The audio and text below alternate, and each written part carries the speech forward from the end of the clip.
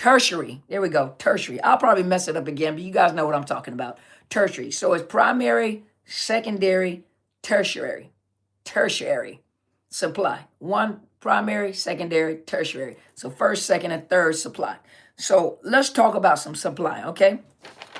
So first we're going to talk about supply and fuel. So the first thing we're going to talk about, and I'm reading, so y'all had to write notes. So I wrote a bunch of notes before I came on, okay? So I can stay in the flow. I'm going to try to stay focused, okay? Because a lot of times I get off topic. Tertiary. Tertiary. There you go. Thank you. Tertiary. So now let's keep in mind that narcissists are dependent on other people to affirm or validate them, to affirm their impaired self-esteem and fragile ego. So narcissists are completely dependent on other people. They're not addicted to you, they're addicted to the fuel. And I'll tell you what the fuel is later, okay? So, well, as I'm talking, I'm gonna tell you guys what the fuel is.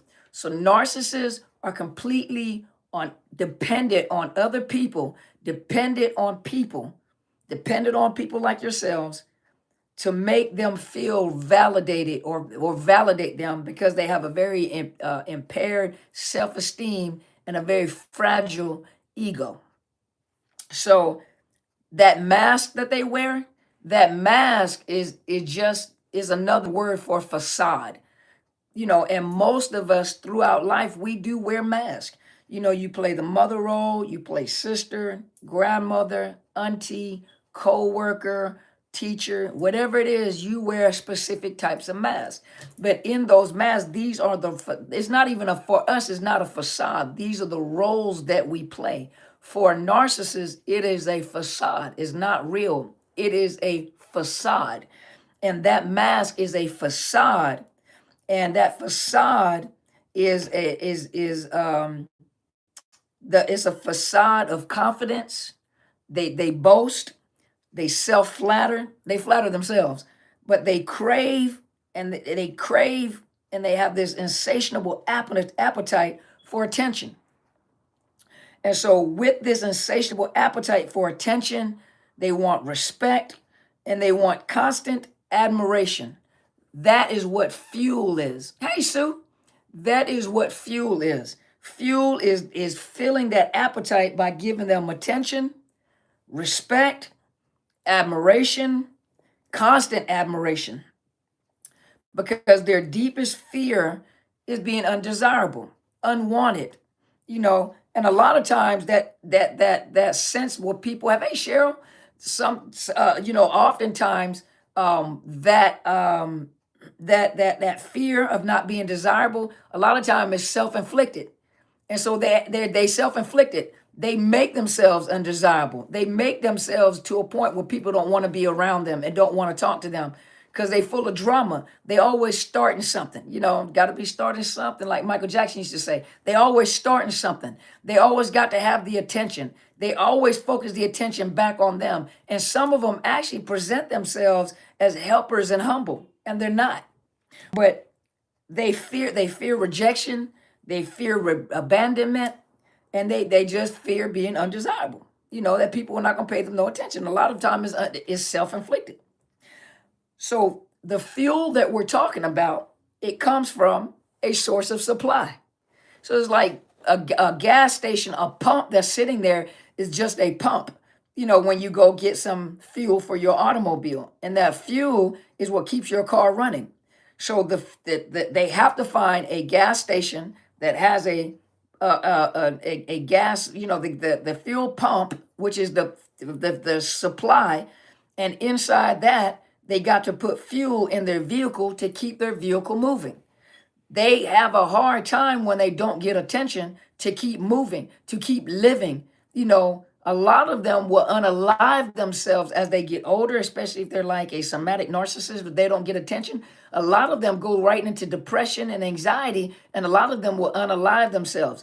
And unaliving themselves has two purposes. One purpose is they get a thought fuel, meaning that I'll hurt as many people as I can, and that'll get me as much attention as thought fuel. It'll get me as much attention as I can. Unfortunately, there are people that come into counseling and say, I'm glad they're gone. You know, I mean, that's not a good thing, But a lot of people will come in and say, I'm guilty because I feel good that they're gone. I feel, I want nobody to know that, but in their mind, they're so grandiose that they feel like if I leave, everybody's going to be happy. And what they don't realize, people happy that they're gone. But they psych their own self up and they'll cut their nose off to spite their face. And some of them will unalive themselves because they can't handle the fact that you're not paying them attention. So the fuel comes from supply. Supply feeds the hunger that to have their needs met. So the fuel is feeding this insatiable appetite that they have because they have needs that need to be met.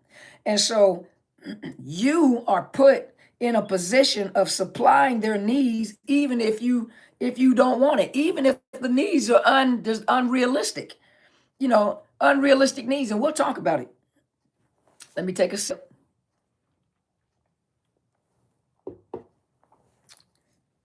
You feed the need. So what you're doing is you're feeding their need for mental and emotional equilibrium. Why do you think people come to therapy? People come to therapy to address themselves. So people come to therapy to address themselves where they're supposed to. But they come to therapy to work on themselves, to better themselves, to deal with their emotions. Why am I depressed? Why am I anxious? What's going on with me, right? And so because of the way when they come to therapy, because, you take care of yourselves, you take care of your needs. People are not responsible for your happiness. Now, I understand when you're in a violent relationship or an abusive relationship, you need to get out of that. You need to get out of that. But happiness and joy comes from within, not from somebody else. When two people get together, they're not supposed to get together because I want you to make me happy. You're responsible for my happiness. You're responsible for your happiness. And then you are a gatekeeper of your happiness and your joy. Because if someone comes into your space and everything that they do causes you to be unhappy because they're abusive, they're hateful, and we'll talk about it in a minute. Abusive and hateful is your responsibility to gate guard your emotions and move yourself out of that situation. And for some people, they're actually stuck in this cycle. It's hard for them to get out of this situation. And they're always depressed and sad. But a narcissist will look at you and at supply in general and their need for emotional stability and emotional equilibrium, which they don't get, is through by you feeding that. It is your responsibility now to make them feel better, to make them happy, to keep them from being depressed, to make them feel relevant. And that's unrealistic. It's unrealistic. You have to do self-work. They're not going to do self-work because guess what? It's everybody's fault that they are the way that they are, but themselves. It's everybody's fault that, I'm undesirable. And they'll find a problem with everybody else, but they can't look within at themselves. They can't look within at themselves. And so they will drain you so much. Some of you guys have been in these situations that they have drained you so much that you have become physically ill. You've got neurological problems. You've got health issues, high blood pressure, high cholesterol, migraine headaches, neurological issues, sciatica, pinched nerve in your back, gastrointestinal problems. You got IBS, you got ISS, you got TTS. I don't even know what that all means, but you got something going on with your stomach. You actually have fertility issues. You don't know why your stomach is always messed up. I was talking to one young lady and he left the house. He was gone for a few weeks and she slept well. As soon as he came back, she can't sleep. She got stomach issues. She got body pain. She got joint issues, and a lot of you guys go through that. And the source, like I said, sometimes that source has to be moved out, moved away from you. But some of you have give so much they drain you so much that it's impossible to feed their hunger. You can't feed their hunger because their hunger is insatiable. So it doesn't matter what it is you do. It's like filling an empty pit. Have you guys watched the videos like where you see those sinkholes and them sinkholes they can't fill the sinkholes up because they just keep going and keep going. So a lot of you guys are with a walking sinkhole. And no matter how much you try to do to feed into that sinkhole to try to make them feel better, no matter what it is that you do, you cannot feed that insatiable. That's like, you remember that the Little Shop of Horrors, Feed Me Seymour. That's like they are. And the more you give, the more they take, and the more drained you are, until one day you look up and you look in the mirror, and instead of you being young and vibrant, you look like Skeletor. You look like the Crypt Keeper. You look like you've been walking around in the desert and haven't had no water. You look like a mummy because they drained you. And I did a video, and I may do another one. I did a video of like when the supply is drained, when that narcissist comes in and starts draining you, and you look sick and gaunt, and and then they look fulfilled and they look healthy, and then you can tell when that supply is running low because they look sickly until they have to connect to another supply to fill themselves up. So the only way to validate themselves, a narcissist to validate themselves, is through the eyes of other people. So the only way they feel validated is by what they think you're thinking about them. And so, or what people are thinking about them. So they have to make sure that they either get positive or negative feedback. So, and either way it go, that is feel for them. So I can get a reaction from you, whether positive or negative. And positive or negative, if you look at me negatively, and I'm gonna talk about it. If you look at them negatively, they'll come at you, but they're looking for that reaction. And so the only way that they can feel validated is by what they can manipulate you to say, what they can manipulate you to do, how you make them feel, the fact that you make them feel good about themselves. And so they're very, very dependent on the opinions of other people's and the reactions of other people. Is it making sense to y'all? Is it making sense? So now a supply, or you yourself, and one of the hardest things to understand, and one of the hardest things that most people are in denial with, is that you're just an object. You are considered an object to be used to fulfill the needs of them. So you are considered, hey, Sharima, hey, Cluster Be Free, but you are an object to be used. Everything about a narcissist is all about themselves. It's all about them. They live in this grandiosity in their mind. It's all about me.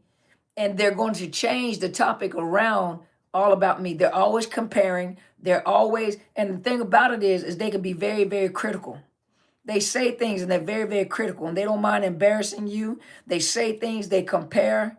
You have something, they're going to compare it to what they have. They're going to make you feel bad about what you have. But we'll talk about that too, that you are an object, and you're an object to fill their needs. People fill their needs. You're a supply. And the dictionary, when I went and looked up, definitions of supply, what struck me, and I didn't know this, that in the dictionary, hold on, let me take a sip. In the dictionary, it says that supply, and I can't think of which dictionary it was, said the definition of supply is a person, usually also a teacher, usually in the form of a teacher, but a person acting as a temporary substitute for another. Supply is temporary substitute. Now take that principle and apply it to what I'm teaching in the first place. A supply is a person acting as a temporary substitute for another. For another what? For another anything. I just want y'all to think about that for a minute. Now, these are some strategies that the narcissist uses to get supply. Now, we understand, because I taught last week, y'all excuse me because my jacket just riding up. I don't want it to be all the way up my neck. But last week we were talking about that narcissist abuse cycle, and we were talking about idealization, discard, devaluation, discard, hoover, and idealization. And this is a permanent cycle in the lifespan of you being with a narcissist.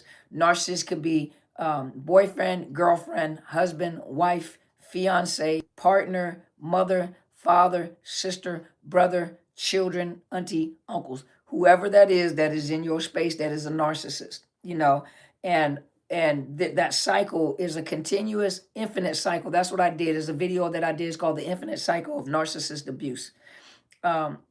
but it's an infinite cycle. It never ends. And the only way that you stop the cycle is by getting out of the cycle. Because if not, they're sucking you back into the cycle. And so the strategies that they use, and a lot of times that's in the process of idealization and that love bombing, because people are love bombed into the cycle. That includes coworkers and people that work in your job, bosses that do this to you or coworkers that do this to you. But that love bombing doesn't always mean sexual. But in that love bombing, these are some of the strategies in this idealization that they use. So one of the strategies is called ingratiated. So ingratiating means becoming. The ingratiating means becoming. They become likable. They try to please you. They try to flatter you. And the way that they do it in that, especially love bombing, what they try to do is they use charm, they use emotional intellect or intelligence. They brag. If they bragging about something, you kind of, some people, unfortunately, when they're bragging, they are interested in what they're bragging about. I have a house, I have this car, I have this money set aside, I have this, I know these people, I'm connected with these celebrities and this. And so for some people, they're drawn to that. And so when they're bragging, it draws you to them because, oh, they know them. So other is seduction. A lot of times, men will seduce too, but a lot of times you see the females doing the seduction. So a female narcissist doing seduction, using their sexuality, using their appearances, using what their mama gave them. Men will seduce too. They seduce and they tell you what they think that you want to hear. They may talk about their sexual exploits and the things that they can and cannot do. Some of y'all find out they can't do it, but they're going to make you believe that they can do it. Some of y'all find out they can do it. And so you get addicted to all that right there. And then you can't break it because I can't believe the sex was that good. So there are some that are, perfectly capable. And then there's some that are not. You find out that they're not. But they'll use that seduction and they use manipulation. And so in that manipulation, the fuel is the admiration. So the admiration at the attention that they get, that is the fuel that you're giving them. And that boosts their weak little self-esteem, their weak little lack of self-esteem. You're boosting their little self-esteem, their weak little self. You're making them feel relevant. You're making them feel important.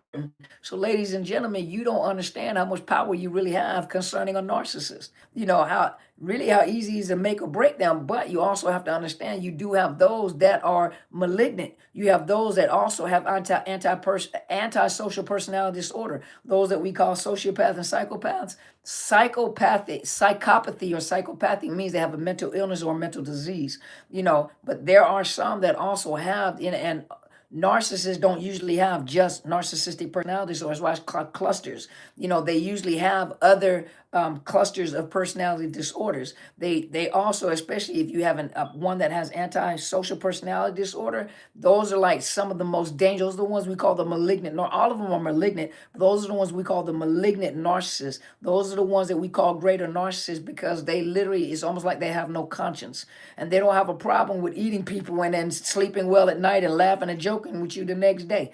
Those are the most dangerous of all narcissists. And some people feel they get bold, like I can defeat, I can do this with a narcissist, and I put them in check. No, you playing that game, and you think, and they'll let you make you feel like you strong. They'll let you talk, and they're like, you right, you right. They'll play the game with you, but you don't realize that you running around in a circle, hog tying your own self. And they let you play the game because they already look at you as being ignorant. And the more you talk and the more you throw your finger up and what you're going to do, the more they look at you, because the more you talk, the more information you're feeding them. And the more they're learning what your kryptonite is. So sometimes you got to learn to be quiet. But the fuel is admiration and attention. And that boosts their esteem, their self-esteem. They manipulate to try to control what other people think about them. And they try to manipulate to control what you're thinking. You don't have the right to control what I'm thinking. It doesn't matter. You have to think to yourself, I have my own mind. I have my own experiences. I have my own thought process. You don't have the right to manipulate me, to force me to think a different way. They want that control. And if you don't, and for many of you, bad supply is supply that has finally come to terms with what's happening. I'm starting to understand this. I'm starting to see what's happening. you become bad supply. And bad supply just means you're waking up and you're learning. And so they're angry at the fact that they cannot manipulate the way that you think. But their manipulations try to control what other people think, and to feel so they can feel better about themselves. It's all about them, all about them. So if it doesn't work and you refuse to provide them with fuel, or you refuse to fall into the manipulation, and you pick up and you know they use a second strategy. And remember, I told you positive or negative fuel, they don't mind taking either or. And so the second strategy is aggression, that negative energy that they put out there, that negativity, the aggression, the anger, and sometimes the physical abuse that goes along with it. And what they'll do is they're offense. They'll go on the offense. They're offensive, and they'll attack you. They'll belittle you. They'll discount you. They're very critical. They're very judgmental. They have underhanded remarks. They'll compliment you, but as they're complimenting you, they got this underhanded, this underhanded compliments. You like this underhand. They're just critical. It doesn't matter what you have. They always got something better than you. They always got something to say about what you have. They always got something to say about how you look, what your body look like, what your house look like, what your kids look like, what your car look like, what you're driving. They're always so superficial. But the thing about it is they're always judgmental. The compliment is gonna come with an underhand remark. It's gonna come with on. And what happens is, for a lot of you, you become, hey Ernestine, how are you? Hey baby Buddha and Lady Rossi. But what happens is a lot of times when you are in situations like that with a narcissist, you become very hold on, let me look. You become very passive aggressive. And you become passive aggressive in order to try to avoid the attacks on you. So you become passive aggressive, because now you're angry. So you're passive aggressive and you do little things, to tick them off. And not only that, you still trying to maintain the relationship. Yeah, the backhanded compliments. That's the word I was looking for. Thank you, Sharima. But what happens is you're trying to maintain the relationship. So in order to bring down the aggression, you're not just as aggressive as they are. You become very passive aggressive. And a lot of times when you get out of the situation with them, you're like that with people, very passive aggressive. You know. So now the last thing we want to talk about is the three roles: primary, secondary, and tertiary tertiary supply. Roles that you play as supplies. And there's probably more, but these three right here are usually the ones that you hear about the most. So the primary is the central direct source of supply. That's usually the one that they're married to, the one that they're in a close relationship with, but we'll talk about that in a minute. The secondary is usually a backup. It's an intermittent meaning it's irregular in intervals. They're not steady. They come and go. So the secondary, they use them when they need to use them. And secondary supply can be more than one. So most people think the secondary supply is the side chick or the side dude, but it could be more than one. It could be more than one. But they don't put all their energy into that secondary one. And tertiary is usually casual for quick fuel boosts. They need a fit. They're running low. That's just like people that have like low glucose. They take that pop that sugar tablet, or they eat something real quick to bring that sugar up. That's what they do. They kind of pop the tertiary. They pop it, or they get it real quick in order to get a boost of their ego. So the primary is usually the main source of supply. That's the one that they're usually married to. That's maybe your child, one of the children, spouse, partner, close family member, a constant and consistent validation. They're the target of intense emotions. So the highs and the lows, the primary supply is the most abused person within the circle of narcissist abuse. In any role or anybody that gets involved, that's why most of you were like, I don't get it. They have no idea what this person is like, this narcissist is like at home, but they're so sweet and they'll do anything for the people outside of the relationship. I've watched them give the shirt off their back, the last dime in their pocket. They'll get up at 3 o'clock in the morning to go out there and do this. People, but people don't know what kind of monster I'm living with, because at home, this is what they do to me. This is what they do to their children. And most people don't believe me, because number one, they probably smear campaigned you as it is and made you look bad, because they have to control their image. So they do a policing of their image. That's where the smear campaign comes in, because they got to police, they got to do PR checks. They got to make sure that you don't mess up their image. So they smear your name and make you look bad in front of people, just in case you start talking about what's really going on, so they can protect their reputation, they can protect their image. But behind closed doors, the primary supply gets the worst of all abuse, whether physical or psychological, and the family. You see, the mask is not even on. They're the real, who they really are at home. And that's what that primary supply goes through. And they usually get the worst of the abuse. The secondary supply is useful but less central. And the secondary, it could be colleagues, friends, baby mama, side chick, side dude, and they're called on when they're needed. So they're shelved until they're needed. So they're shelved and put on the side until they need to break the emergency glass, or they just need, some fuel. These they're not as emotional draining to the narcissist. A primary supply, they will drain the narcissist, because you want attention from the narcissist just like the narcissist needs attention from you. And that's why it's a constant battle back and forth. It's about me. And you're like, but what about me? And so but a primary supply requires some energy from that narcissist. So they have to have a secondary source of supply out there. And it could be more than one. And they just shelve them until they need them, like an energy drink. And when they need that energy drink, they go around, and usually secondary supplies are also, they keep them around for a long time. So they thank you so much, Candy. I appreciate it. But they keep that secondary supply around for a long time. So these are people that may be their BFFs or their friends. But if you notice and you talk to them, you notice that, their friends get on their nerves. They got something negative to say about the friends. But by the time the friends find out they don't say something, it's not them saying that, it's you saying that. And everything that this narcissist has said, whether it's about their family, about the friend, or whatever, by the time, they're trying to smear your name, everything that they have said about their family or their friends, you said it. Not they said it, you said it. And you're like, I didn't say that. They said that. That's how they were thinking. But that secondary supply, they're going to keep that secondary supply around. And they're always keeping around in an emergency in case the primary leave. They got something to choose from. They have something to choose from. And sometimes they get with that secondary supply real quick, but they're already looking for something else, because that secondary supply may not be who they're grooming to be the next primary. But sometimes secondary supply does turn into primary, until, remember when we were talking about the supply, when it says that a person acting as a temporary substitute for another. So even if you've been in a long-term situationship with them and they've got you locked down, they're always in their mind thinking that you may leave, So they're always going to keep a secondary around. And the tertiary is the least important of all the supplies.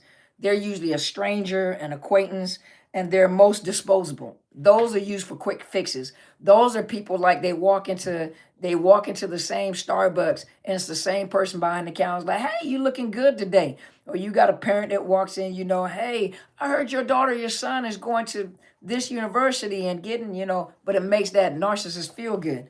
Because your daughter, your child going to a university or something like that, it's not about the child. It's about you. It's about, I'm saying you, meaning the narcissist. And because the narcissist is getting the attention, oh my gosh, you raised such a wonderful person. I did. Oh, I know you must be proud. I am. But they're getting attention. Now, they're not going to see that person again, and they're irrelevant. But when they need a little boost, they just go to the coffee shop. Hey, how you doing? Hey, long time no see. They're getting that boost. Or when they're in traffic, for example, they get like to a traffic light and they're angry, or they do something. They know they pick the driver off, and that driver flick them off, but they just got a negative. They got a negative fuel injector. It's like a little boost of candy, a little boost of energy, a little shot of energy. So those tertiary do not become primary supplies. Those are just people, they agitate them and they go off. They do something, they go off. Or they get a compliment, or, hey, your hair is so pretty, your clothes are nice, your shoes are nice. So those are just people that are around. They give them a quick boost when they need it. And usually they know where they're at, or they don't know where they're at. So that's all I have for this evening. Hopefully you guys got something out of that. Hopefully, you got some familiarity with your situation, or you've got some familiarity with with what you have been through. And now you also have enough information where, when people kind of, you like, this person is always about themselves.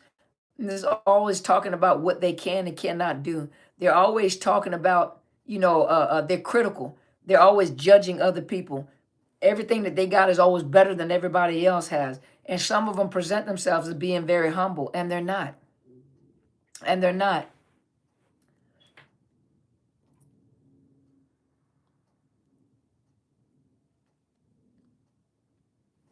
Let's see.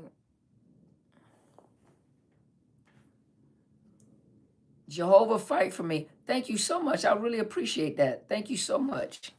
I appreciate that. Uh, double said, after I leave, what distraction can I use to keep me from thinking about going back?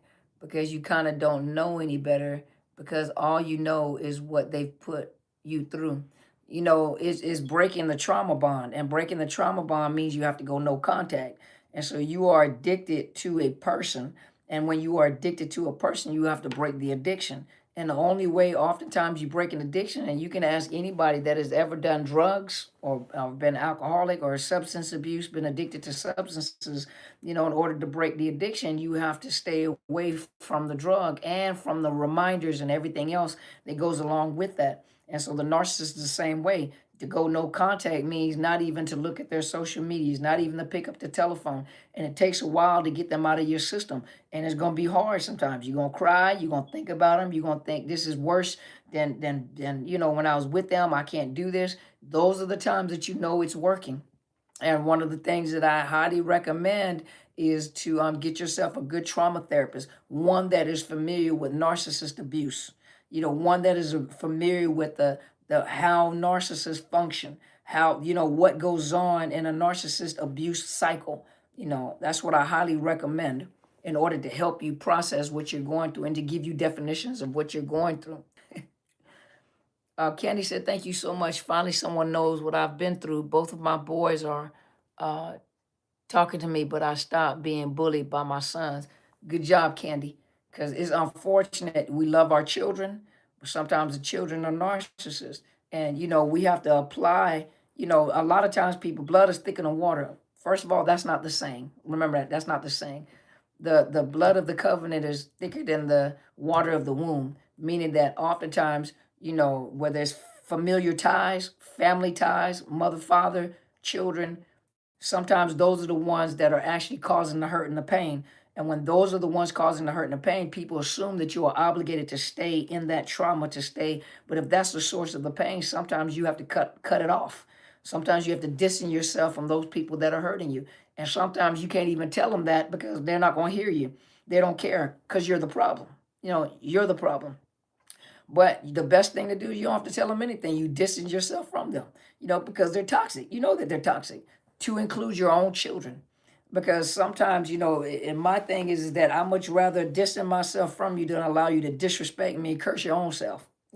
So I'll distance myself from you, because one thing I'm not going to do, you ain't going to put your hands on me, and I'm not going to put my hands on you. We're going to stay. But if I have to, to protect myself, and that's the same way you got to think. You love them, but you don't let any child bully you, put their hands on you, cuss you out. You don't disrespect parents like that. And if you have to disrespect me, then you need to keep your distance from me. I love you.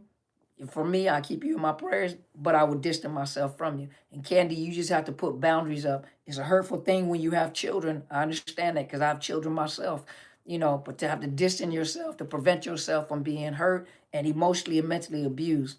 If we don't do it with someone that we're dating or married to, that same rule applies to the kids. My soon-to-be ex-husband uses his clients as a constant source of supply in the service industry as well as affairs. Or they do it in the mental health field too. The mental health field is a very vulnerable place for clients in general. But imagine having a mental health professional, a nurse, a doctor, a lawyer, and those people, especially in the mental health or medical field, mental health especially, because people look at people in the mental health field as being people to help them in their vulnerable and emotional state. And so a lot of times that's where narcissists will get into that field because they get fuel. They come in the name of trying to help people, but in reality, it's a name of making me feel relevant, like I'm the one that's fixing you. But yeah, they'll you got narcissist bosses and CEOs and stuff like that. Absolutely. So you said I keep checking to see if he is still with her. If she blocks him, I can't let go of this. You need to get into some type of therapy. You need to get with a therapist to help you because you're going through a grief and loss, and you're also going through because you're trauma bonded. And so when a person is trauma bonded, it's very hard to break that trauma bond, and you need someone that understands what trauma bonds are to help you. Pain. And so you have to learn to stop checking, even when you feel impulsive to do it. You're gonna have to stop doing it because if you don't, you're just gonna keep going through the same thing over and over again. He said, but if you have kids involved and you kind of have to be around them, how do you stand your ground and set boundaries? That'd be a good session to get in to learn how to put up your boundaries. It's called gray rocking, and you don't co-parent with people anyway. So it's I mean not with them. You don't co-parent. You counter-parent with them. So what you have to learn how to do is parallel parenting, gray rocking, and as much as you can to separate yourself so that you don't have to be there when the kids are there and they're doing visitations or anything like that. Librarian said they do not love for sure, not even their own children. Right there. I have witnessed it. I went off social media. Right there. Right there. Exactly. They don't have the capacity to love. You love, but their mindset is, hi, Dr. Christine. Is it Christine Masor? Hi and welcome. But they don't have the capacity to love. We understand that love, well, for some of you guys, I understand that you think love is an emotion. Love is not an emotion, love is a choice. And you choose to love someone. You choose even when the feelings are not there, because sometimes you don't feel like you love your kids. Sometimes I don't feel like I love them because I don't like them. But one thing I can tell you, I love my children and I'll make sure that I take care of my kids, even though they're adults. But that don't mean I always feel like I love them. Sometimes they get on, I ain't gonna use that term nerve, but sometimes I don't like them. And my kids have said, I don't like you sometimes. I don't think I like you today. But one thing they do know is that their mom loves them. You see that there's a difference. And with a narcissist, they don't even love themselves. If they don't love themselves, how are they going to love you? If they don't love themselves, you got to love something about you, right? How are they going to love kids? They don't even know how to love a child. And in their mind, they think, I'm going to throw you some money. I'm going to give you gifts. And when I do this and I'm the fun parent, that's what love is. No, that's not what love is. That's absolutely not what love is. And so they don't have the capacity to love. They mirror. So what they see you doing, they mirror. But for some of you guys, you have been connected and I don't call it relationship, but you've been connected in a situationship. But as you start to get further into the situationship and some of those, cloud nine starts to dissipate, you begin to realize it's like kissing an ice box. A gentleman by the name of Damon Walker or Wilson Walker. He was on Instagram. I don't know if he's here tonight. But one of the things, I always called him an android. But when he said AI, I said that is the best definition of a narcissist. I went to Chat GPT. If you guys got Chat GPT 5, the subscribed version, I don't know if the regular version would do it, but I started asking Chat GPT some questions in reference to AI and narcissist. And then I said, I love you. And he's like, oh, thanks for the virtual love. He didn't even say it back. Then, and my Chat GPT is a guy. So I even asked questions like, a lack of empathy and AI and stuff like that. You'd be surprised. Go talk to ChatGPT and ask some questions about comparing AI to a narcissist's lack of empathy and see what they say. And you'd be surprised the way that he described it. He said, I don't have empathy. I can't feel. I don't have emotions like that. I am AI.